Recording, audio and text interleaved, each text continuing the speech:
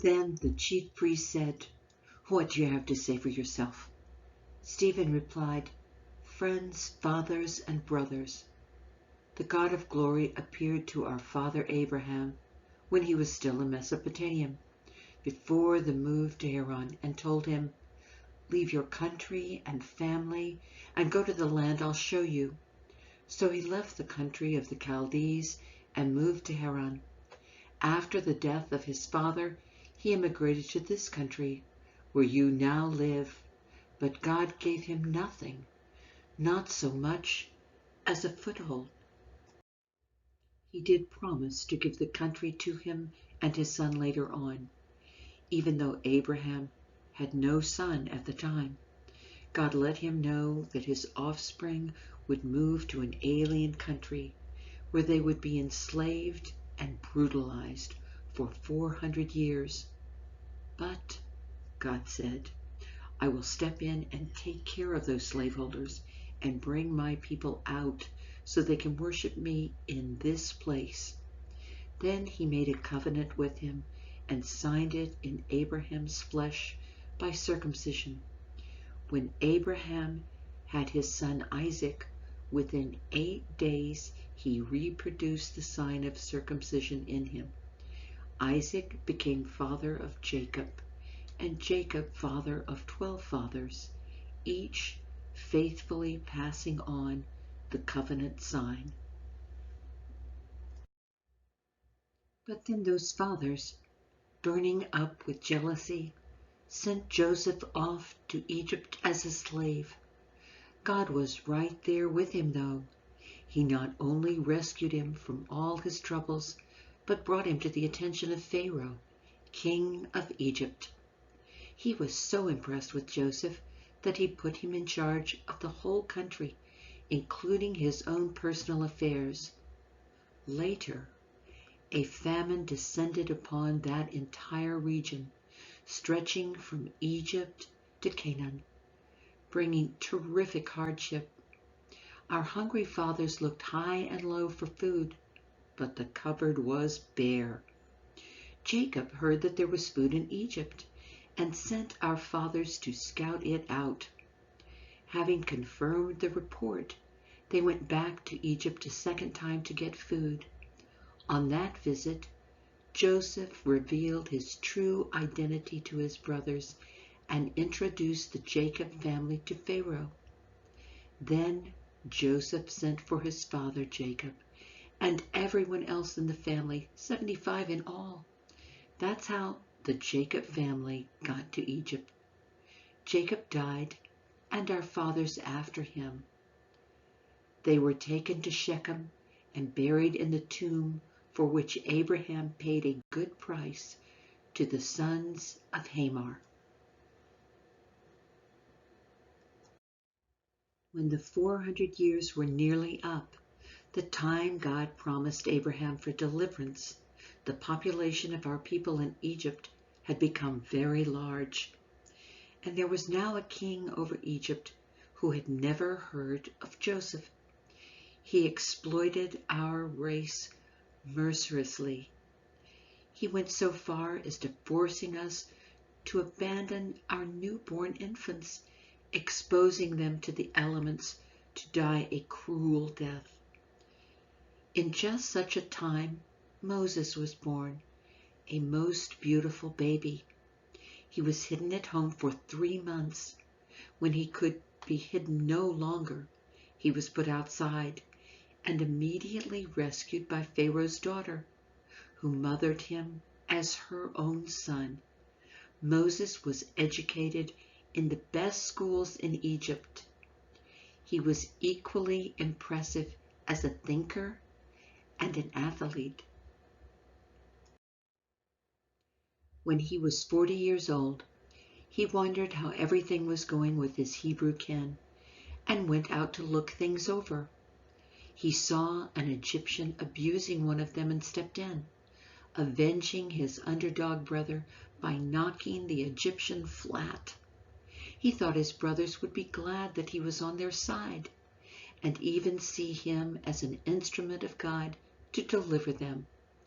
But they didn't see it that way. The next day, two of them were fighting, and he tried to break it up, told them to shake hands and get along with each other. Friends, you are brothers. Why are you beating up on each other? The one who'd started the fight said, "Who put you in charge of us? Are you going to kill me like you killed that Egyptian yesterday?"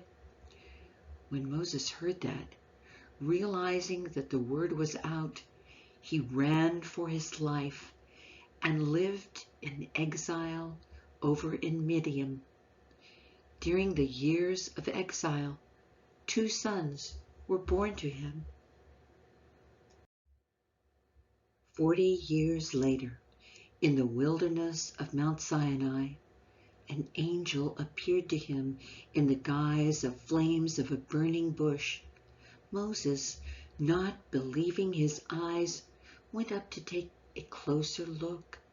He heard God's voice. "I am the God of your fathers, the God of Abraham, Isaac, and Jacob." Frightened nearly out of his skin, Moses shut his eyes and turned away. God said, "Kneel and pray. You are in a holy place, on holy ground. I've seen the agony of my people in Egypt. I've heard their groans. I've come to help them.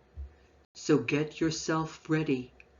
I'm sending you back to Egypt." This is the same Moses whom they earlier rejected, saying, "Who put you in charge of us?" This is the Moses that God, using the angel flaming in the burning bush, sent back as ruler and redeemer. He led them out of their slavery. He did wonderful things, setting up God signs all through Egypt, down at the Red Sea, and out in the wilderness for 40 years. This is the Moses who said to his congregation, "God will raise up a prophet just like me from your descendants."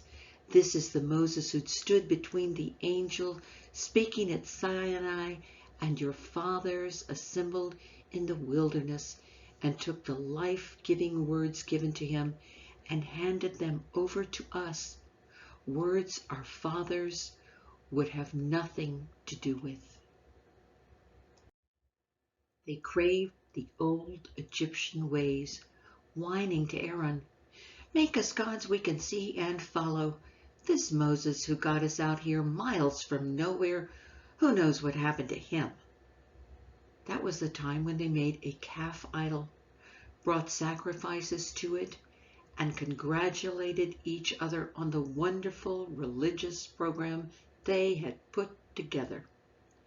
God wasn't at all pleased, but he let them do it their way, worship every new god that came down the pike, and live with the consequences.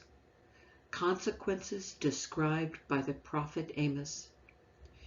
"Did you bring me offerings of animals and grains those 40 wilderness years, O Israel? Hardly. You were too busy building shrines to war gods, to sex goddesses, worshiping them with all your might. That's why I put you in exile in Babylon." And all this time our ancestors had a tent shrine for true worship, made to the exact specifications God provided Moses. They had it with them as they followed Joshua, when God cleared the land of pagans, and still had it right down to the time of David. David asked God for a permanent place for worship, but Solomon built it. Yet that doesn't mean that the Most High God lives in a building made by carpenters and masons. The prophet Isaiah put it well when he wrote, "Heaven is my throne room. I rest my feet on earth." So what kind of house will you build me, says God, where I can get away and relax? It's already built, and I built it. And you continued, "So bullheaded, calluses on your hearts, flaps on your ears, deliberately ignoring the Holy Spirit. You're just like your ancestors. Was there ever a prophet who didn't get the same treatment? Your ancestors killed anyone who dared talk about the coming of the Just One. And you've kept up the family tradition. Traitors and murderers, all of you. You had God's law handed to you by angels, gift-wrapped, and you squandered it. At that point, they went wild, a rioting mob of catcalls and whistles and invectives. But Stephen, full of the Holy Spirit, hardly noticed.